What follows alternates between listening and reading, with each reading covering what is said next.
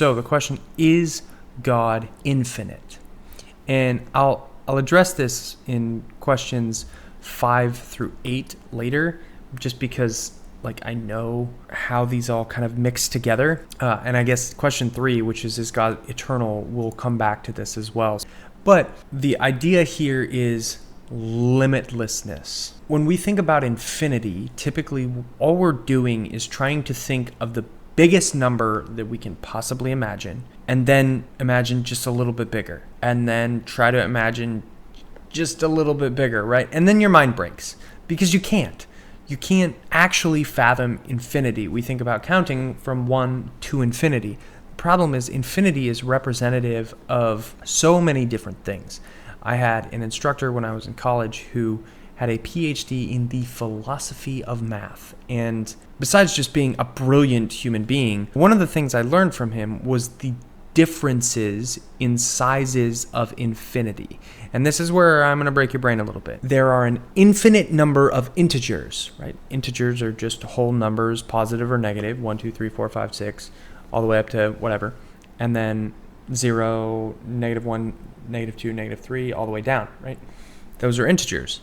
There's an infinite number of integers, right? You can never count to the end of integers. They'll just continue on forever. But there's also an infinite number of real numbers.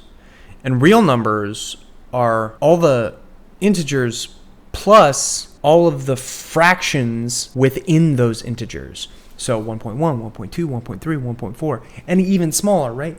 Even smaller. So just based on that, there are more real numbers than there are integers, which means those two infinities are not the same size. But wait, they're both infinite. Doesn't that make them equal? No, it doesn't. And this is why if you've ever been in a math class and you ended up with infinity over infinity, that is an indefinite solution. I can't say that that's 1. I can't say it's 0. I have no way of knowing because differing infinities have different sizes. So infinities get really weird. So instead of trying to address the issue of infinity and try to teach you a whole bunch of math and mathematical theory, which breaks my own brain as well, when we think about God in his infinitude and in his eternality, the term to me that is most useful is limitless. And it's just as hard to conceptualize, but what it does is gives a nod to the fact that we just don't know. Infinite, as a word, tries to name something that we have no conception for. We don't really have a conception for the infinite. Same with eternal. For question 3, is God eternal? We have no conception of eternality because we live in time. So we just think, oh, eternality means just a lot of time. But eternality is about more than just a lot of time.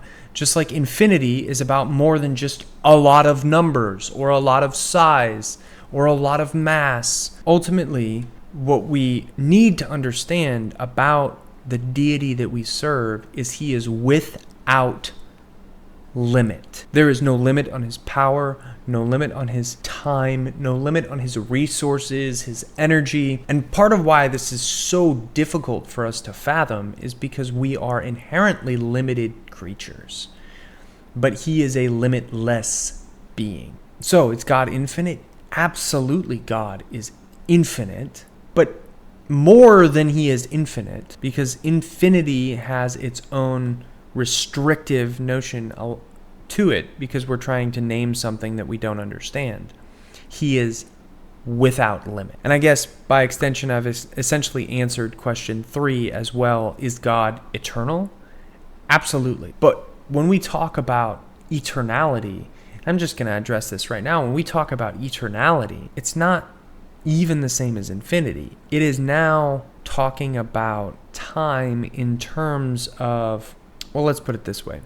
God is not outside of time, as if he doesn't interact with people in time, but God is himself unaffected by time. He is not beholden to time. If time were a force, and people often use a stream for the idea of time, if time is a force that acts upon everything, right? That stream only acts upon things that are in the stream. God isn't outside the stream and He's actually even more than that. This is the crazy part. This is the part that doesn't make sense. If he reaches his hand into the stream still doesn't affect him. He can affect the stream, the flow of time, but it still has no effect on him. When I put my hand into a stream, if it's cold, I feel it. If it's hot, I feel it. I feel the pressure. That's how forces work. So if we think of time as a force, it is a force which has no power over God, as no force of any kind has power over God. Yet he supplies its power and its force. And if he wants to modify it, change it, move it around, whatever, he can do so. Time itself actually is sourced in God. So is space and everything else. Nothing that exists theoretically, practically, physically, spiritually, emotionally, whatever.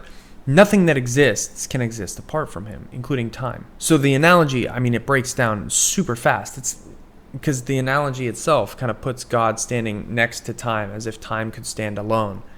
God must provide the actual power for time to flow and exist. So when we say God is eternal, this is way more than just being like, oh yeah, like he's outside kind of watching as time does its thing. No, he is the source for time. Without him, time doesn't have any meaning, any function, any force, any flow, anything at all. He is unbound by it, but it is bound by him. He is unlimited. So that's actually two questions. Is God infinite and is God eternal? And these are some of the most fun questions to kind of talk through and think about and really start to try to address, because nobody will understand these things. But it's a space where we can play in thinking about who God is and just end up in wonder and awe at the God that we serve. Thanks for listening.